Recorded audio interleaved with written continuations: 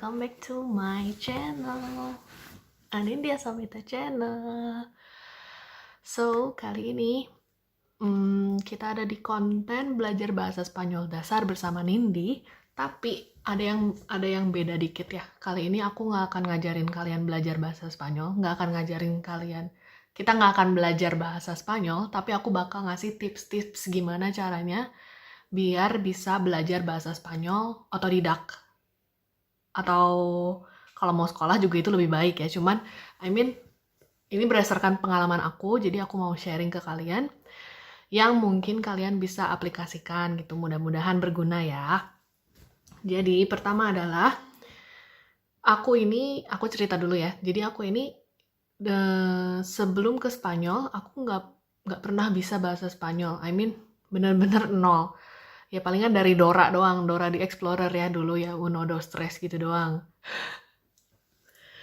Tapi bener-bener yang karena kita di Indonesia kan nggak ada ya pelajaran bahasa Spanyol tuh, maksudnya kayaknya nggak ada deh di sekolah-sekolah yang menerapkan adanya pelajaran bahasa Spanyol di sekolah gitu. Kalau aku pengalaman aku sekolah di Bandung, selama aku sekolah palingan yang ada di sekolah tuh cuma bahasa Inggris, bahasa Jepang, bahasa Cina atau Mandarin.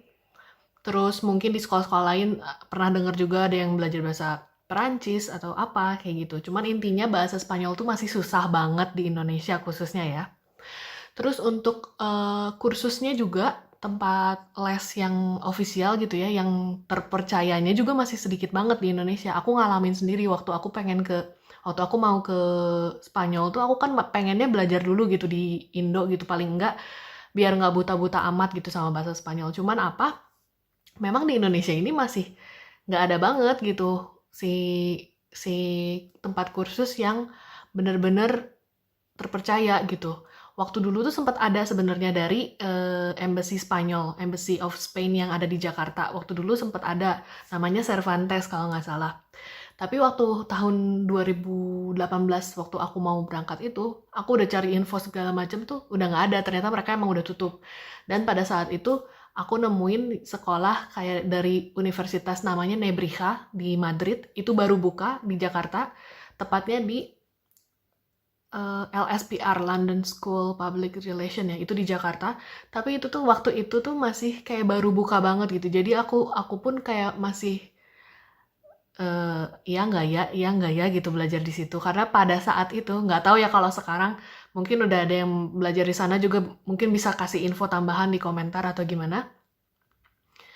Tapi waktu aku kesana tuh, aku mau daftar tuh kayak masih baru banget gitu. Jadi untuk aku seorang awam, aku tuh masih belum percaya 100% gitu untuk bisa sekolah di situ. Maksudnya les di situ. Takutnya malah cuman menyita waktu, terus yang aku dapat juga nggak seberapa gitu.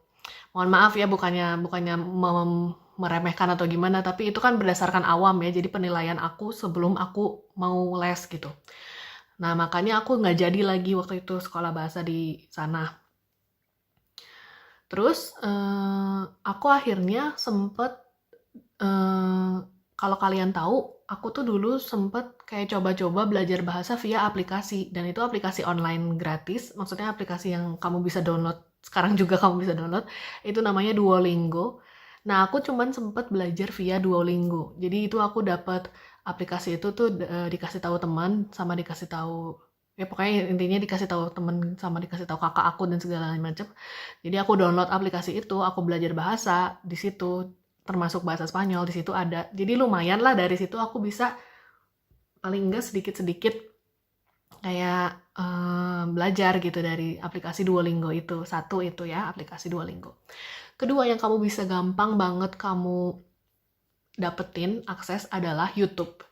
Benar-benar di YouTube itu banyak banget yang namanya video-video. Kalau kamu mau belajar apapun, nggak cuma belajar bahasa dan nggak cuma belajar bahasa Spanyol, di YouTube itu benar-benar banyak banget. Dan ketiga, di Google ya udah pasti. Kalau misalnya kamu nggak bisa belajar via YouTube, via video, kalau kamu prefer via baca gitu, di dokumen-dokumen di Google itu pasti banyak banget juga. Itu bisa banget juga kamu cari di situ. Dan keempat, yang sangat amat membantu aku adalah, jadi aku kan intinya waktu aku pertama kali belajar banget bahasa Spanyol, aku langsung ke Spanyol kan, karena aku orangnya gitu kayak greget gitu, kayak pengen langsung aja di Spanyol gitu biar puguh gitu, biar biar biar benar-benar tahu, biar benar-benar dipakai juga bahasanya. Sebenarnya yang paling bagus sih dipakai bahasa itu. Jadi kita nggak akan hilang gitu sih kemampuan kita berbahasa itu. Makanya aku langsung datang ke Spanyol gitu. Cuman setelah di Spanyol pun nggak langsung kita bisa nyerocos kan. Jadi sebenarnya yang paling bisa membantu adalah poin nomor 4, yang sebenarnya ini poin utama yang kalian bisa lakukan sekarang juga, ya, adalah nonton film, guys. Ini beneran, aku nggak bohong.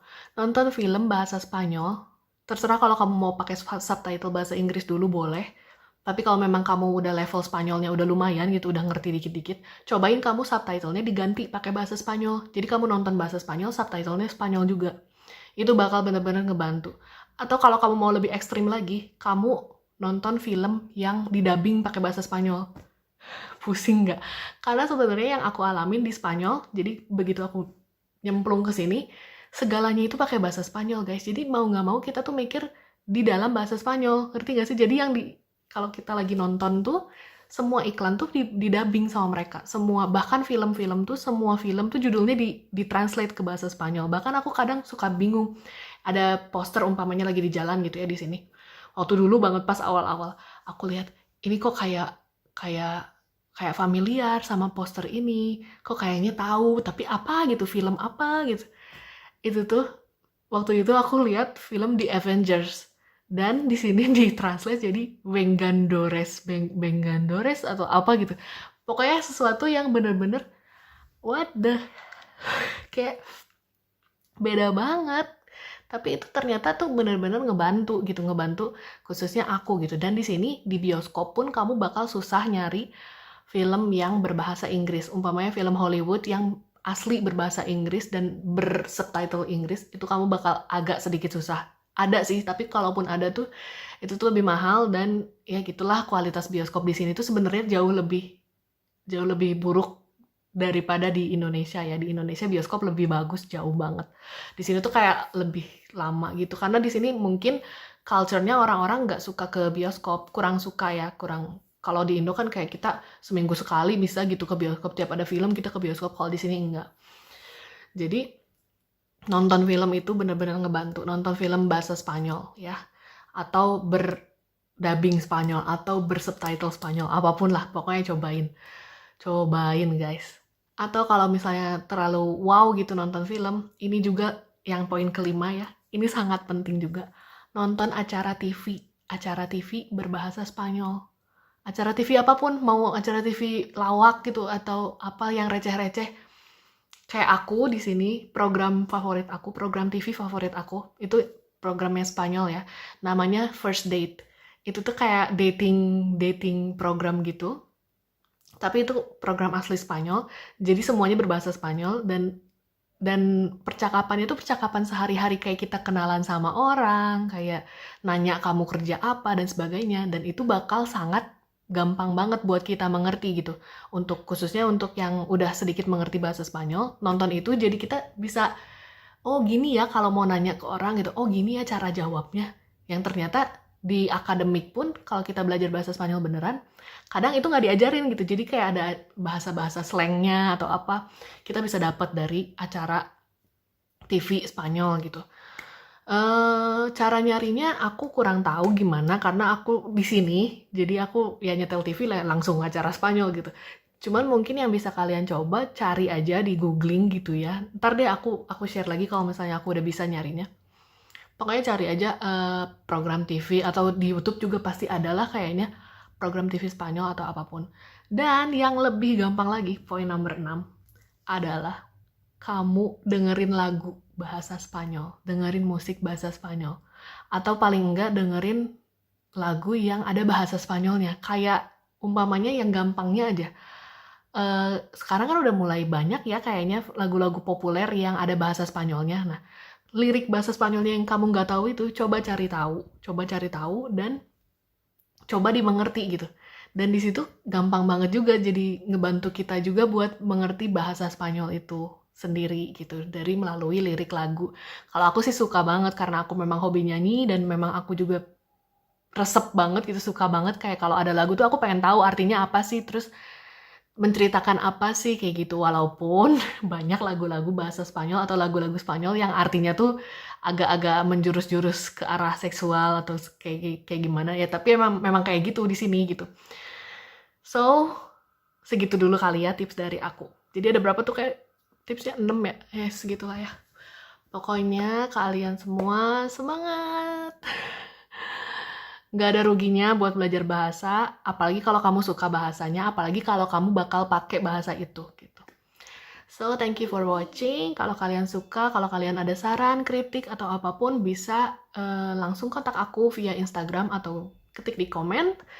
Thank you, jangan lupa subscribe, like, share kalau bermanfaat untuk temennya yang lain gitu. Kasih tahu aja ada channel Nindi, Anindya Savita. Semoga bisa membantu teman-teman semua juga. Paling enggak aku sedikit sharing informasi. Oke, thank you semua. Adios, ciao. See you.